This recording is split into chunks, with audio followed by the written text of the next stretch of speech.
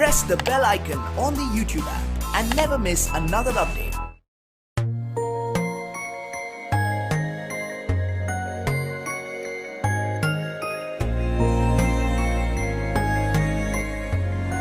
Hello student, आप सभी student का स्वागत है यूट्यूब चैनल एजुकेशन गुरु बाय जितेश जोगी। तो आज हम पढ़ेंगे अपनी 3 फेज इंडक्शन मोटर की क्लास 2। चैप्टर अपना वही 3 फेज इंडक्शन मोटर, लेकिन उसकी क्लास 2। तो इसमें जितने भी प्रकार के अपने इम्पोर्टेंट क्वेश्चंस है उसके आंसर जो है वो बता दूंगा आपको। तो स्टार्ट करते हैं अपनी इंडक्शन मोटर की सेकंड क्लास। तो आप सभी स्टूडेंट का एक बार फिर से स्वागत है मेरे यूट्यूब चैनल एजुकेशन गुरु बाय जितेश जोगी। तो इसे ज़्यादा से ज़्यादा लाइक करें, शेयर करें, सब्सक्राइब करें एंड कमेंट आप करते रहें। और जितने भी नए स्टूडेंट इस यूट्यूब चैनल को देख रहे हैं उसे एक बार आप सब्सक्राइब करें, जिससे आपको नए नए वीडियो आपके लाभदायक है वो आपको प्राप्त हो सके। और इसका जो बेल का जो आइकन है, जो बटन है, उसे आप प्रेस करना दबाना ना भूलें। तो स्टार्ट करते हैं अपनी 3 फेज इंडक्शन मोटर का क्लास फर्स्ट का पहला ही क्वेश्चन। क्लास 2 का पहला ही क्वेश्चन क्या बोल रहा है, थोड़ा ध्यान से सुनिएगा। तो अपनी 3 फेज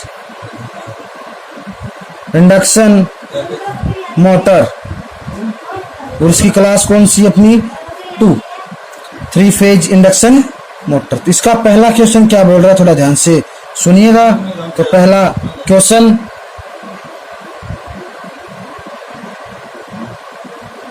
तो अपना पहला क्वेश्चन बोल रहा है कि इंडक्शन मोटर के टॉर्क बाई स्लिप की आकृति होती है। मतलब इंपॉर्टेंट क्वेश्चन है, बहुत बार पूछा भी गया है कि जो इंडक्शन मोटर में टॉर्क और स्लिप के बीच जो ग्राफ खींचा जाता है उसकी आकृति कैसी होती है। तो इंडक्शन मोटर में टॉर्क और स्लिप के बीच जो अपना ग्राफ खींचा जाता है उसकी आकृति जो होती है वो होती है रेक्टेंगुलर और परवलय, जिसे बोलते हैं पैराबोला। या मैं कह दूं हिंदी में, तो इसका जो आंसर है मैं यहाँ पे लिख रहा हूं, ध्यान से सुनिएगा, नोट कीजिएगा। आयताकार परवलय, आयताकार परवलय जिसे बोलेंगे रेक्टेंगुलर पैराबोला। तो इसकी जो पहला क्वेश्चन है इसका आंसर होगा आयताकार परवलय। आयताकार परवलय, इंडक्शन मोटर के टॉर्क स्लिप की आकृति जो होती है उसके बीच जो ग्राफ खींचा जाता है होता है आयताकार परवलय। अब इसके बाद में अपना नंबर 2 का क्वेश्चन क्या बोल रहा है, थोड़ा ध्यान से सुनिएगा। नेक्स्ट क्वेश्चन बोल रहा है क्या, देखिए 5 एम्पियर 3 फेज और 50 हर्ट्ज इंडक्शन मोटर के 4% स्लिप है तो रोटर की EMF आवृत्ति है। मतलब इसकी जो धारा है वो हमें दे रहा है कि कितनी, 5 एम्पियर और कौन सी है, 3 फेज। और इसके अंदर जो आवृत्ति आ रही है, अपनी आवृत्ति कितनी आ रही है, 50 हर्ट्ज। और मोटर में स्लिप कितनी दे रखी है, इसने स्लिप दे रखी है 4%। तो हमें रोटर की EMF आवृत्ति मतलब विद्युत वाहक आवृत्ति हमें ज्ञात करनी है। तो इसके लिए आपके पास एक फॉर्मूला होता है, वो आपको याद करना पड़ेगा। तो फॉर्मूला मैं यहां पे लिख देता हूं आंसर में। देखिए एफ आर मतलब root frequency equal to s f का मतलब एस मतलब अपनी स्लिप और एफ मतलब सप्लाई फ्रीक्वेंसी। तो इसमें देखो आपके पास दिया क्या क्या हुआ है, दिया हुआ है एक तो अपनी स्लिप दे रखी कितनी 4% और फ्रीक्वेंसी दे रखी 50%। अब इसमें स्लिप अपनी वो दे रखी है, इसने कितनी 4%, कितनी रखी है 4%। लेकिन हमें प्रतिशत में थोड़ी चाहिए, हमें तो स्लिप में चाहिए। तो 4% को मैं लिख सकता हूं 4/100, ठीक है। तो यहाँ पे मैं मान रखूं अगर, तो लिखूं 4/100 गुणा एफ कितना दे रखा है 50। तो देखो 50 2 जा 50 2 जा 100, ये 2 और 2 2 जा 4। तो अपना जो आंसर आएगा वो आंसर कितना आ जाएगा, यहां लिख देता हूं 2Hz, इसको बॉक्स में बंद कर देता हूं। तो आंसर जो आएगा वो आएगा 2 हर्ट्ज। ठीक है, इसके बाद में अपना question number next, question number 3 क्या कह रहा है, थोड़ा ध्यान से सुनिएगा। 3 number question,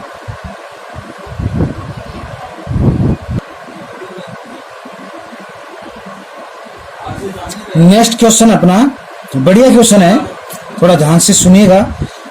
N synchronous speed है, एन क्या है, सिंक्रोनस स्पीड, और एस स्लिप है, एस क्या स्लिप है, तो इंडक्शन मोटर की वास्तविक रनिंग स्पीड क्या होगी। तो इसने पूछा है रनिंग स्पीड क्या होगी। इसके लिए आपको एक फॉर्मूला याद करना पड़ेगा, फॉर्मूला मेरे पास है, मैं आपको बता रहा हूं, देखिए ध्यान से।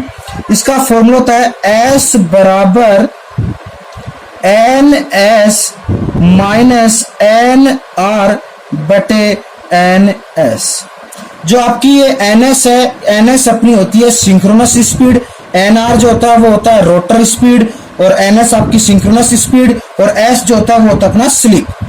तो इसके लिए हमने क्या किया, ये सूत्र से हमने क्या किया, देखो एस को नीचे में 1 लिख सकता हूं।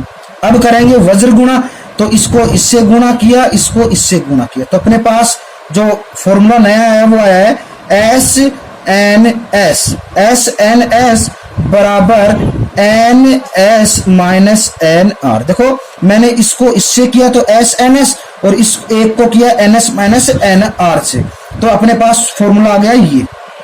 अब क्या करूं, हमें निकालने क्या रनिंग स्पीड, मतलब रोटर कितनी रनिंग कर रहा है। तो क्या करें, यहां पे बराबर का निशान लगा के लिख रहा हूं मैं कि एन आर, देखो रोटर स्पीड एन आर बराबर, ये एन आर था, एन आर बराबर n s minus s n s, ये अपना हो गया नया फॉर्मूला। अब क्या करें, देखो इसमें भी एन एस और इसमें भी एन एस, तो मैं क्या कर सकता हूं, इसमें एन एस जो है वो मैं ले सकता हूं कॉमन, तो यहां पे मैं लिख देता हूं एन आर बराबर एन एस, ये तो ले लिया मैंने कॉमन, और यहां पे बच गया, आप देखो यहां पे बच गया 1, तो 1 माइनस एस, तो ये अपना नया फॉर्मूला आ गया।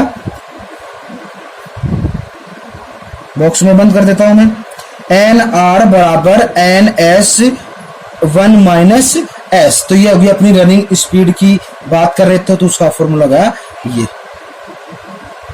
इसके बाद में अपना 4 नंबर का क्वेश्चन, और इसी प्रकार आप देखते रहिए YouTube channel education Guru by Jitesh जोगी, जिसपे आपको नए नए वीडियो मिलते रहेंगे, और नए स्टूडेंट जितने भी देख रहे हैं उसे सब्सक्राइब करना ना भूलें, जिससे आपको नए नए वीडियोस में लगातार मिलते रहे। तो अपना 4 नंबर का क्वेश्चन है, क्या कह रहा है ध्यान से सुनिएगा।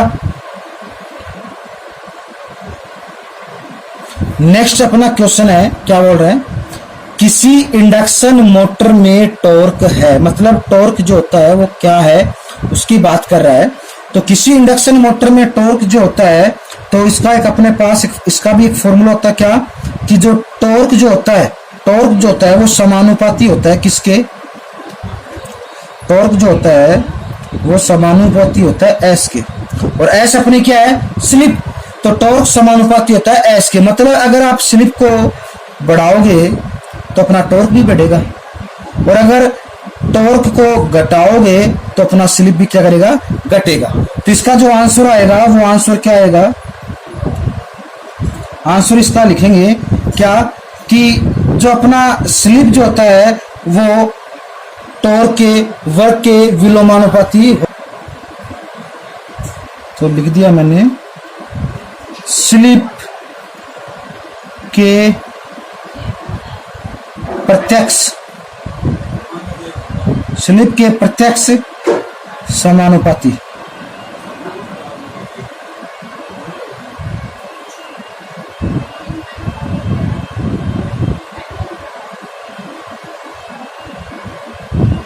समानुपाती, स्लिप के प्रत्यक्ष समानुपाती होता है क्या, टॉर्क। इसके बाद में अपना नेक्स्ट क्वेश्चन ध्यान से सुनिएगा।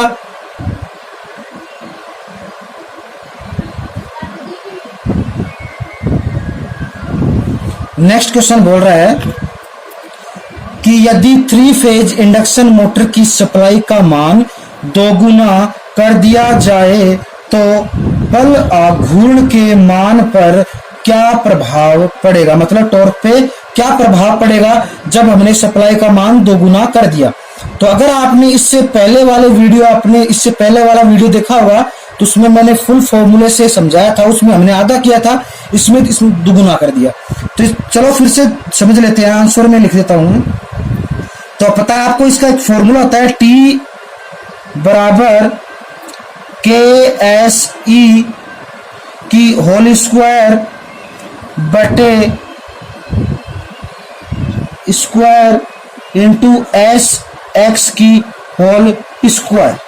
ये अपना सूत्र होता है, KS स्क्वायर बटे R2 की होल स्क्वायर बटे गुणा SX की स्क्वायर। तो इसमें देखो आप ध्यान से देख सकते हैं, जो टॉर्क होता है वो अपना जो विद्युत वाहक बल है E के समानुपाती है। तो कहने का मतलब ये हो गया T समानुपाती है किसके, E के। E मतलब विद्युत वाहक बल मतलब वोल्टेज। तो ये लिख सकता हूं मैं कि T जो है समानुपाती है E स्क्वायर के, मतलब समानुपाती इसके हो गया वोल्टेज के। तो इसमें अब इसने बोल दिया कि जो अपना वोल्टेज है, सप्लाई का मान जो है उसने दुगुना कर दिया। तो कहने का मतलब मैं यहां पे लिख दूं कि जो E का मान था इसने क्या कर दिया, दुगुना। तो यहां पे लिख दूं मैं 2 गुणा V स्क्वायर, ये कर दिया इसने, ठीक है। तो कहने का मतलब जो है अब अपना T का जो मान है वो देखो 2 की होल स्क्वायर कर दी, 2 गुणा V की होल स्क्वायर। तो अब जो T का मान आ जाएगा वो आ जाएगा कितना, देखो 2 की घात 2 है तो T का मान कितना आ गया 4V। क्या आ गया 4V। तो टॉर्क क्या हो गया 4 गुणा बढ़ गया। तो मैं यहां पे ना आंसर लिख देता हूं क्या कि 4 गुणा बढ़ेगा, 4 गुणा बढ़ेगा, ये लिख दिया मैंने 4 गुणा बढ़ेगा। तो जो आघूर्ण का मान जो है वो क्या हो जाएगा 4 गुणा बढ़ जाएगा, टॉर्क का मान 4 गुणा बढ़ जाएगा। अब अपना नेक्स्ट नंबर क्वेश्चन 6, तो ध्यान से सुनिएगा 6 नंबर क्वेश्चन क्या बोल रहे हैं। तो 6 नंबर क्वेश्चन, तो अपना नेक्स्ट नंबर 6 क्वेश्चन है, क्या कह रहा है ध्यान से सुनिएगा। 3 फेज इंडक्शन मोटर के घूर्णन की दिशा निर्भर करती है, मतलब 3 फेज मोटर है उसकी घूर्णन की दिशा किस पे निर्भर करेगी। तो देखो अपने जो 3 फेज इंडक्शन मोटर होती है उसमें जो फेज होते हैं वो होते हैं अपने RYB।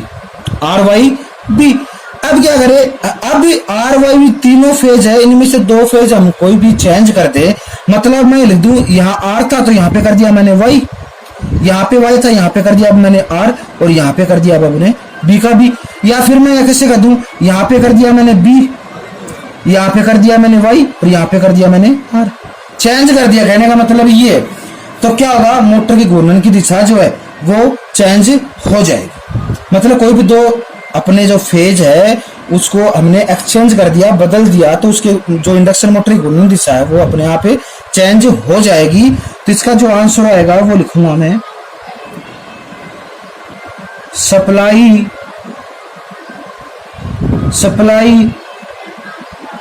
वोल्टेज के फेजों पर, सप्लाई वोल्टेज के फेजों पर, या मैं इसकी दूसरी नाम लिखूं तो लिख दूंगा, यहां पे लिख रहा हूं मैं फेज सीक्वेंस पे। तो इसकी अगर दिशा निर्भर करती है किस पे करती है, सप्लाई वोल्टेज के फेजों पर, या इसको बोलते हैं जो एक्सचेंज किया इससे बोलते हैं फेज सीक्वेंस। अब इसके बाद में अपना नंबर 6 का क्वेश्चन है, थोड़ा ध्यान से सुनिएगा। नंबर 7 का 7 का क्वेश्चन क्या कह रहा है, थोड़ा ध्यान से सुनिएगा।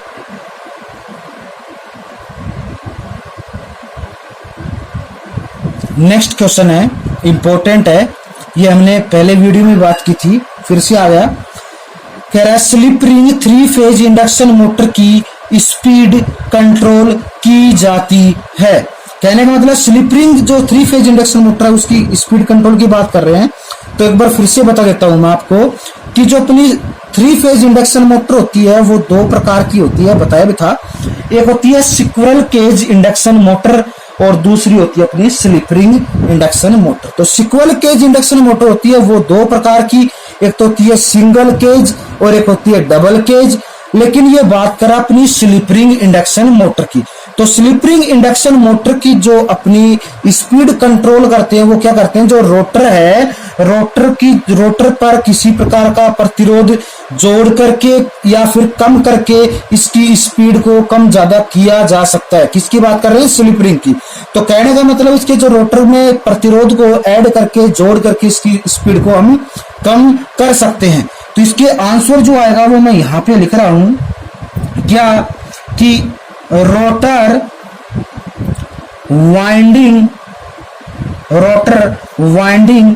का प्रतिरोध बदल कर जो रोटर वाइंडिंग है उसका प्रतिरोध हम कम ज्यादा करके स्लिप रिंग इंडक्शन मोटर की स्पीड कंट्रोल या कह सकते हैं कम ज्यादा कर सकते हैं। अब देखो बात हमने एक और छेड़ दी, क्या, स्क्विरल केज इंडक्शन मोटर। तो स्क्विरल केज इंडक्शन जो मोटर है उसकी अगर हमें स्पीड कंट्रोल करनी है तो कोई दिक्कत वाली बात नहीं है। उसमें 2 तरीके से की जाती है, या तो आप उसकी जो सप्लाई फ्रीक्वेंसी है, क्या, सप्लाई फ्रीक्वेंसी, तो सप्लाई आवृत्ति को बदलकर भी जो अपनी स्क्विरल केज इंडक्शन मोटर है उसकी स्पीड कम या ज्यादा कर सकते हैं। अगर ये काम नहीं कर सकते तो क्या करते हैं, उसमें जो पोलों की संख्या है उसको अगर हम बदल देंगे तो स्पीड भी उसकी बदल जाएगी। तो कहने का मतलब है स्लिप रिंग को बदलने के लिए तो उसमें रोटर वाइंडिंग का प्रतिरोध है उसको बदल के करेंगे, और जो स्क्विरल केज इंडक्शन मोटर है उसमें फ्रीक्वेंसी या उसके पोलों की संख्या कम ज्यादा कर सकते हैं और स्पीड की कंट्रोल भी कर सकते हैं। अब इसके बाद में अपना नेक्स्ट नंबर 8 का क्वेश्चन देखिए और इसी प्रकार देखते रहिए YouTube channel education Guru by Jitesh जोगी। इस यूट्यूब चैनल को आप ज्यादा से ज्यादा सब्सक्राइब करें, लाइक करें, शेयर करें और कमेंट तो आप करते ही रहिए, जिससे आपको किसी प्रकार की कोई तकलीफ, किसी प्रकार की कोई प्रॉब्लम ना आए। तो 8 नंबर का क्वेश्चन जो अपना वो क्या कह रहा है, ध्यान से सुनिएगा। तो नेक्स्ट नंबर 8 क्या कह रहा है क्वेश्चन, एक squirrel cage 3 phase induction motor की तुलना में स्लिप रिंग इंडक्शन मोटर की दक्षता होती है। मतलब जो स्लिप रिंग इंडक्शन मोटर है वह उसकी जो दक्षता है, एफिशिएंसी है, वो squirrel cage 3 phase induction motor की अपेक्षा क्या होती है।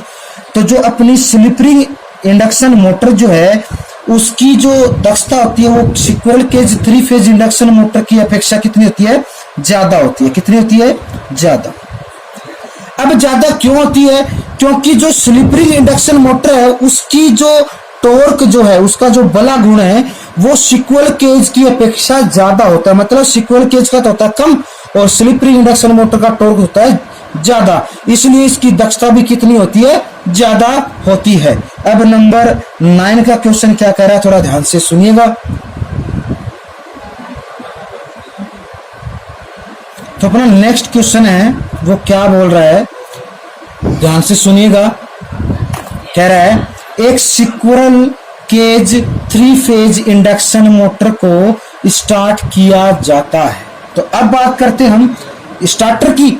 तो देखो स्टार्टर जो होते हैं इंडक्शन मोटर में 3 प्रकार के स्टार्टर काम में लिए जाते हैं।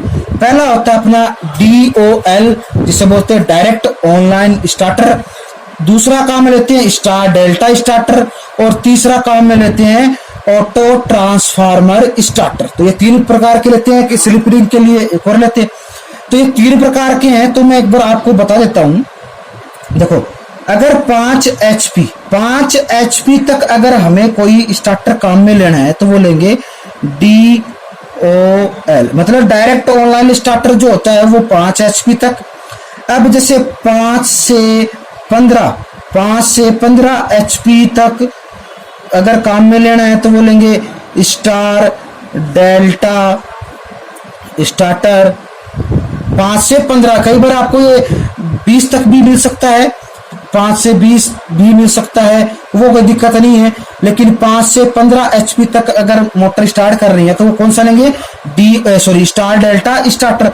और अगर आपको 15 से ऊपर मतलब 50 अबव, अगर 15 से ऊपर मतलब जैसे 20 हो गया, 22 हो गया, 27 हो गया, मतलब 15 से ऊपर अगर आपको काम में लेना है तो वो आप लोगे auto transformer starter, auto transformer starter.